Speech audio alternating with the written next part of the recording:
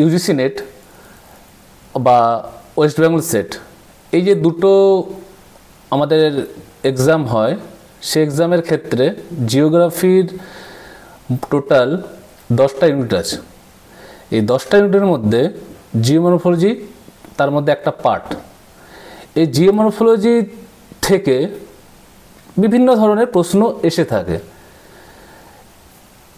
আজকের যে ক্লাসটা হবে সেটা হচ্ছে জিওমরফোলজি জিনিসটা কী এবং জিওমরফোলজি থেকে কি ধরনের প্রশ্ন হয়ে থাকে, ইউজিসি নেট হোক, ওয়েস্ট বেঙ্গল সেট হোক, সেই পার্সপেক্টিভের কিছু আলোচনা। আমি রাজনারায়ণ পোদ্দার, তো আরপি নেট ক্লাসরুম সবাইকে স্বাগত জানাচ্ছি। তো আজকের ক্লাসের কিছু জিনিস বেসিক্যালি জিওমরফোলজি সম্পর্কেই একটু আলোচনা হবে, তো শুনো একটু জাস্ট। দেখো, এমনিতেই আমাদের যে ইউজিসি নেটের যে সিলেবাস বা ওয়েস্ট বেঙ্গল সেটের, সেই ক্ষেত্রে ইদানিং সময়ে একটু ডাইভার্ট হয়েছে কোশ্চেনিং প্যাটার্নে, বাট জিওমরফোলজির যে কোশ্চেন সেখানে কিন্তু তেমন কোনো চেঞ্জ হয়েছে বলে মনে হচ্ছে না। তবুও আগে আমি মরফোলজি সম্পর্কে একটু বলি, তারপরে আমি এগাচ্ছি। তো জিওমরফোলজির যে বিষয়টা সেটা হচ্ছে কিনা আমাদের যে পৃথিবীর যে উপরিভাগ, যে রূপ দেখতে পায়, একদম সোজা ভাষায় যদি বলি, পৃথিবীর উপরিভাগের যে রূপ আমরা দেখতে পাই, কোথাও পাহাড় আছে, কোথাও তোমার হচ্ছে মালভূমি আছে, কোথাও সমভূমি আছে, আবার যদি কোথাও ভাবি আলাদা পার্সপেক্টিভ আলাদা অর্ডারে যা দেখি, কোথাও তোমার হচ্ছে হিমবাহের ফলে কিছু ল্যান্ডফর্ম দেখতে পাই আমরা, আবার কোথাও বায়ুর কার্যের ফলে দেখতে পাই, আর কোথাও নদীর কার্যের ফলে দেখতে পাই। তো ইন জেনারেলি জিওমরফোলজি ওয়ার্ডটা, যেটা গ্রিক ওয়ার্ড থেকে এসেছে, জিও মিন্স আর্থ, মরফো মিন্স ফর্ম বা গঠন, আর লোগোস মিন্স ডেসক্রিপশন। তো এই যে তিনটে ওয়ার্ড, জিও, মরফো, লজি, তো পৃথিবীর উপরপৃষ্ঠে যে ভূমিভাগ আছে, সেই ভূমিভাগের গঠনটা কোন প্রক্রিয়ায় হয়েছে এবং তার সায়েন্টিফিক কি রিজন আছে। এই যে ইভলিউশন, আমাদের যে উপরিভাগের যে পৃথিবীর যে উপরিভাগ বা কিছু গ্রাউন্ড লেভেলেও হয়ে থাকে, কিছু ভূমিভাগ সমুদ্রের তলেও হয়ে থাকে, আবার গ্রাউন্ড ওয়াটারের ফলেও কিছু ভূমিভাগ গড়ে ওঠে। তো মেনলি পৃথিবীর উপরিভাগের উপর যে ভূমিভাগগুলো গঠন হচ্ছে বা যে রূপগুলো আমরা দেখতে পাচ্ছি, তার পিছনে সায়েন্টিফিক রিজন কি আছে, লজিক কি আছে ডেভেলপমেন্টের ক্ষেত্রে। এই যে আমাদের বিভিন্ন জায়গায় বিভিন্ন যে রূপ একটা ল্যান্ডফর্মের, সেই ল্যান্ডফর্মের রূপটা কি করে এলো, এর পিছনে কোন শক্তি দায়ী আছে, সেটাই হচ্ছে জিওমরফোলজির এক্সাক্ট কারণ। যেটা সায়েন্টিফিকলি, মানে কোনো একটা ল্যান্ডফর্ম আমি ইচ্ছা করে বলতে পারি যে এটা এইভাবে হয়েছে, আমাকে প্রুফ দিতে হবে যে সায়েন্টিফিকলি কিভাবে ল্যান্ডফর্মটা ডেভেলপমেন্ট হয়েছে। সেই সায়েন্টিফিক ডেভেলপমেন্টের ক্ষেত্রেই তোমার হচ্ছে জিওমরফোলজি, জিওগ্রাফির একটা ফিজিক্যাল জিওগ্রাফির একটা পার্ট জিওমরফোলজি। সেই জিওমরফোলজি সায়েন্টিফিক ওয়েতে পৃথিবীর বিভিন্ন স্থানে যেসব ল্যান্ডফর্মগুলো গড়ে ওঠে তার সায়েন্টিফিক ব্যাখ্যা দিয়ে থাকে। এটা হচ্ছে জিওমরফোলজি। এইখানটা দেখো একটা ছবি দেওয়া আছে, মিক্স আপ আছে এখানে। নিচের অংশটা দেখো, কিছুটা আছে তোমার হচ্ছে সমুদ্রের ভাগ, কিছুটা আছে তোমার হচ্ছে পার্বত্য এলাকা, আবার কিছুটা আছে তোমার হচ্ছে সমভূমি এলাকা, এইদিকে আছে মরুভূমি এলাকা, ওইদিকে আছে ভলক্যানো।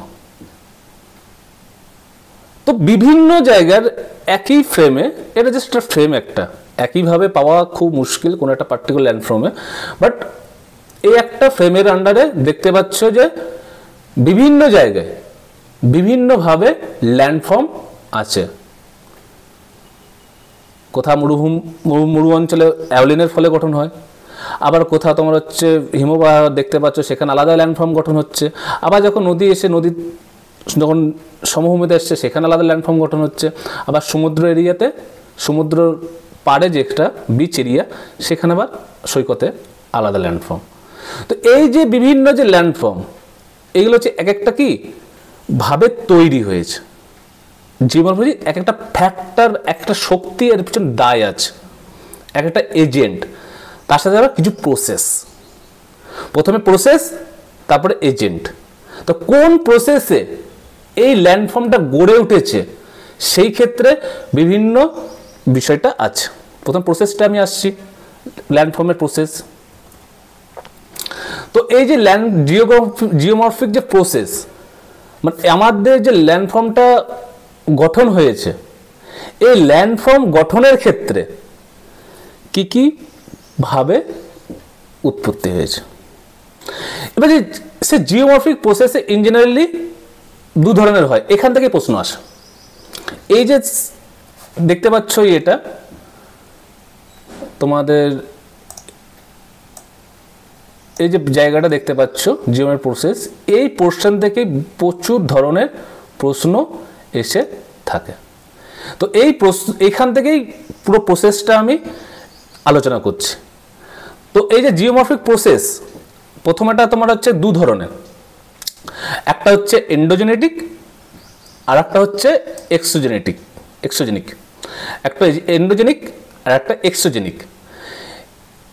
মধ্য কথা হচ্ছে, একটা হচ্ছে পৃথিবীর অভ্যন্তরীণ ভাগ থেকে বিভিন্ন প্রক্রিয়ায় বা বিভিন্ন প্রসেসে যেভাবে ল্যান্ডফর্ম গঠন হয়, একটা ইন্টারনাল প্রসেস, একটা এক্সটার্নাল প্রসেস।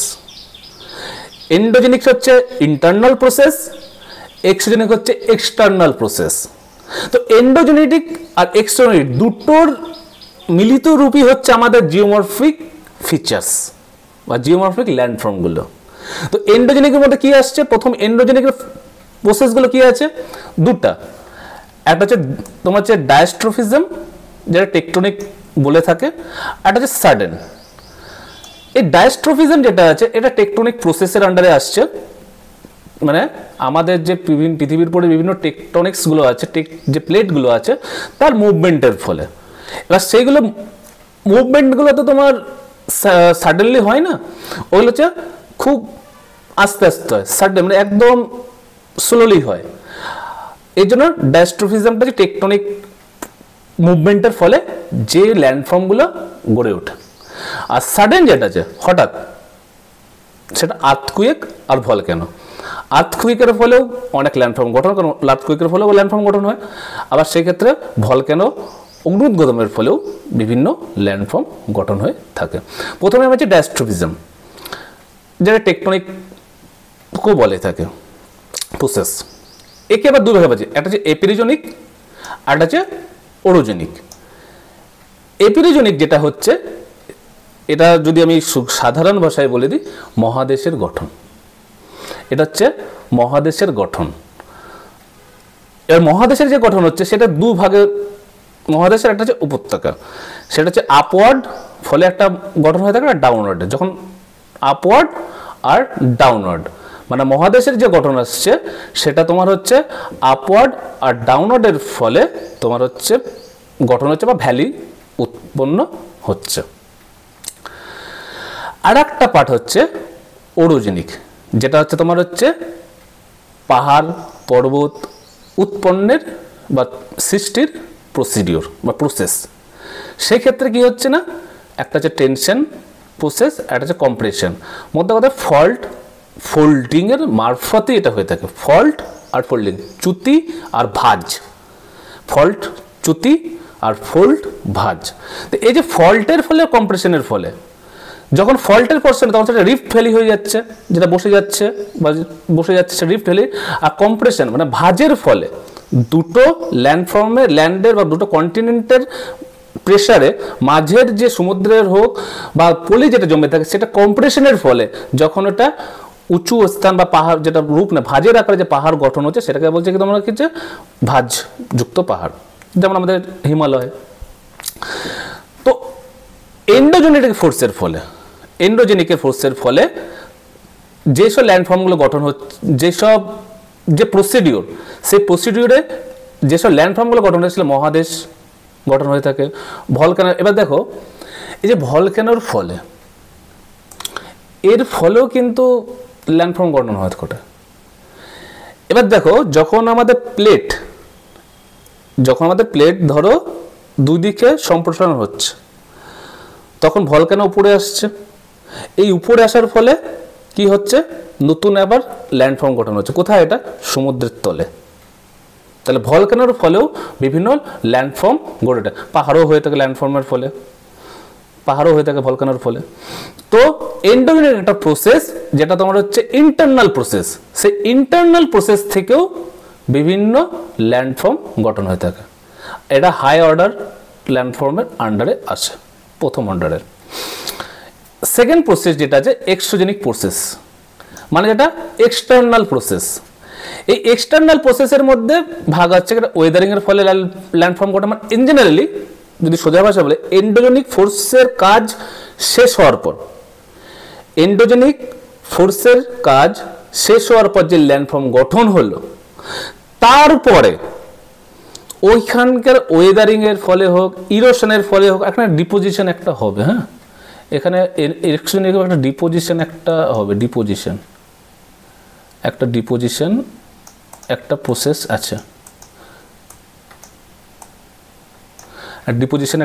আছে, মানে ওয়েদারিং, ইরোশন আর ডিপোজিশন। তো এক্সোজেনিক মানে যেটা এক্সটার্নাল ফোর্স, সেই ক্ষেত্রে তিন ধরনের ফোর্স কাজ করে। একটা হচ্ছে ওয়েদারিং, একটা হচ্ছে ইরোশন, একটা হচ্ছে ডিপোজিশন। এবার এই ক্ষেত্রে ওয়েদারিং এর কিছু ফিজিক্যাল আছে, কেমিক্যাল আছে, বায়োলজিক্যাল আছে। ইরোশনের ক্ষেত্রে আর ডিপোজিশনের ক্ষেত্রে, ডিপোজিশনের ক্ষেত্রে বিভিন্ন এজেন্ট কাজ করে, শক্তি কাজ করে। সেগুলো কি তোমার হচ্ছে হিমবাহ, রিভার ওয়াটার, সমুদ্রের দ্বারা, বায়ুর দ্বারা, আন্ডারগ্রাউন্ডের দ্বারা। এইগুলো একটা এজেন্ট, যে এজেন্টগুলো এক্সোজেনিক যে প্রসেসকে ত্বরান্বিত করছে, যেগুলোকে হেল্প করে উপরের ভাগে, পৃথিবীর উপরি ভাগে যে ভূমিরূপগুলোকে কন্টিনিউয়াসলি চেঞ্জ করছে। এবার কি করে চেঞ্জ করছে? এই যে পাহাড় হোক, মহাদেশ হোক, গঠন হলো এন্ডোজেনিকের ফলে। এক্সোজেনিক কি করছে? এগুলো গঠন হওয়ার পর কোথাও নদীর বহিত হয়ে যাচ্ছে, কোথাও আবার তোমার উইন্ড বহন করছে, কোথাও আবার গ্লেসিয়ার আছে। এগুলো একটা এজেন্ট, যেগুলো ওই পার্টিকুলার এরিয়াতে, এই পার্টিকুলার ছোট এরিয়া, এটা হিউজ এরিয়া, একটা নদীর ক্যাচমেন্ট এরিয়া বহু বড় এরিয়া হয়, তার কন্টিনিউয়াসলি ক্ষয়কার্যের ফলে ইরোশন বা ডিপোজিশন, আর একটা আছে কিন্তু ওয়েদারিং এর ফলে, যেভাবে ক্ষয় হচ্ছে এর ফলে যেসব ভূমিরূপগুলো গঠন হচ্ছে।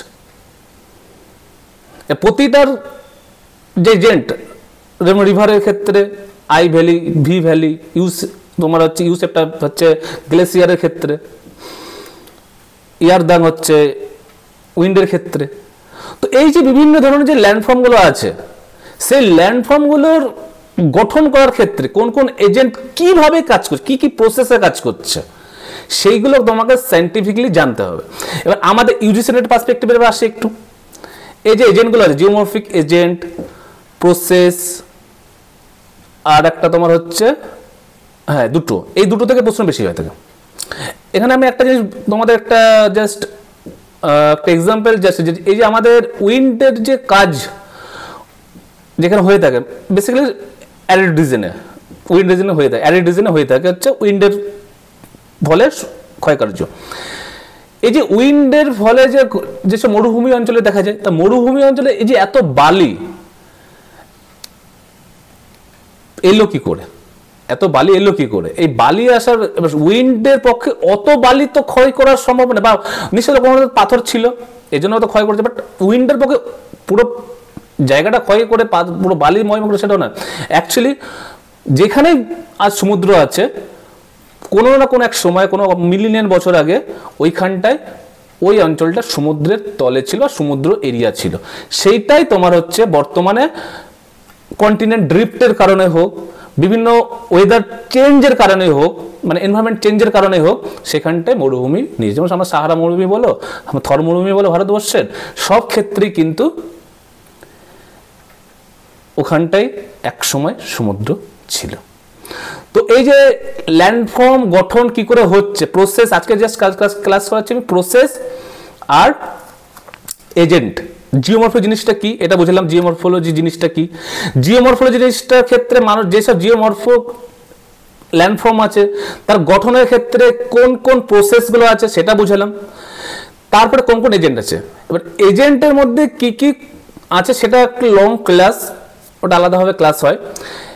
এরপরে এখান থেকে যে প্রশ্নগুলো আছে, এখান থেকে ইঞ্জিনিয়ারিং কনসেপচুয়াল প্রশ্ন আছে, ডাইরেক্ট কোশ্চেনের থেকে এখানে কনসেপচুয়াল কোশ্চেন আছে, মানে টেকটনিক ফর্মগুলো ধরো হচ্ছে দুটো ল্যান্ডফর্ম যদি দুটো টেকটনিক দুটো যদি প্লেট মুভমেন্ট অপোজিট সাইডে হয়ে থাকে, তাহলে যে ল্যান্ডফর্মটা গঠন হয়ে থাকে সেটা কি ল্যান্ডফর্ম হয়ে থাকে,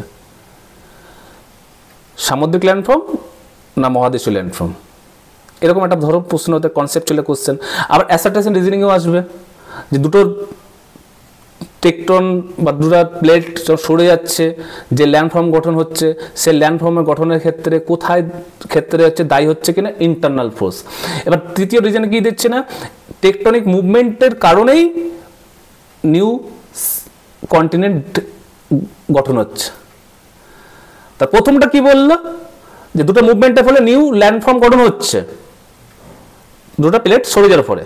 দ্বিতীয়টা কি বলছে, নিউ দুটো প্লেট মানে নিচের মুভমেন্টের জন্য, ইনার প্রসেসের জন্য যে নতুন ল্যান্ডফর্ম গঠন হলো, এর ফলে কন্টিনেন্ট গঠন হচ্ছে, মানে মহাদেশ গঠন হচ্ছে। এবার তোমাকে বলবে দুটোর মধ্যে হুইচ ইজ রাইট, অ্যান্ড একটাকে এক্সাম্পল দিচ্ছে কিনা, মানে ওটাকে ডিফেন্স করছে কিনা। দুটোর মধ্যে বুঝতে পারছো প্রথমটা ঠিক কিন্তু দ্বিতীয়টা ভুল, কারণ হচ্ছে দুটো প্লেট সরে যাওয়ার ফলে ল্যান্ডফর্ম তো একটা ল্যান্ড তো গঠন হচ্ছে, বাট ওটা কন্টিনেন্ট গঠন হচ্ছে না, মানে মহাদেশ গঠন হচ্ছে না, মহাসাগর গঠন হচ্ছে সরে যাওয়ার ফলে। তো এই যে তোমার হচ্ছে কনসেপচুয়াল কোশ্চেন, এইখান থেকেই বিভিন্নভাবে কনসেপচুয়াল কোশ্চেনগুলো আসে, বিশেষ করে ওয়েদারিং এর থেকে, কেমিক্যাল ওয়েদারিং হোক, ফিজিক্যাল ওয়েদারিং হোক, হিউম্যান রিলেটেড হোক না কেন। তো তোমাদের এই জিওমরফোলজি এই যে বিষয়টা একটু কম টাইমের মধ্যে আমাকে, জিওমরফোলজি জিনিস আরও অনেক কিছু আছে, এবার সেইগুলো তো এই কম সময়ের মধ্যে বুঝিয়ে বলাটা একটা চ্যাপের আছে, একটা লং বিষয়, একটা সায়েন্টিফিক একটা, যেহেতু একটা জিওগ্রাফির একটা পার্ট জিওমরফোলজি, তো অটোমেটিক একটা এখান থেকে বহু ধরনের প্রশ্নও আসছে। তো আমি নেক্সট ক্লাসে আমি চেষ্টা করব প্রতিটা যতগুলো ল্যান্ডফর্মগুলো আছে, মানে রানিং ওয়াটারের ফলে, গ্লেসিয়ারের ফলে, উইন্ডের ফলে বা গ্রাউন্ড ওয়াটারের ফলে যেসব ভূমিরূপগুলো গঠন হচ্ছে, সেই ভূমিরূপগুলোর গঠনের পিছনে রিজন কি আছে এবং কি কি ধরনের হয়, এবং ইউজিসি নেটে এই রিলেটেড কি কি ধরনের প্রশ্ন আসছে। তো ইঞ্জিনিয়ারিং আমাদের জিওগ্রাফিতে কিন্তু ডাইরেক্ট কোশ্চেনের থেকে কনসেপচুয়াল কোশ্চেনটা বেশি প্রেফার করে। তো অবশ্যই যদি ভালো লাগে তো অবশ্যই একটু পাশে থেকো আর লাইক করবে। তো থ্যাংক ইউ, আজকে এখানে রাখ, নেক্সট ক্লাসে অবশ্যই দেখা হবে খুব তাড়াতাড়ি। Thank you.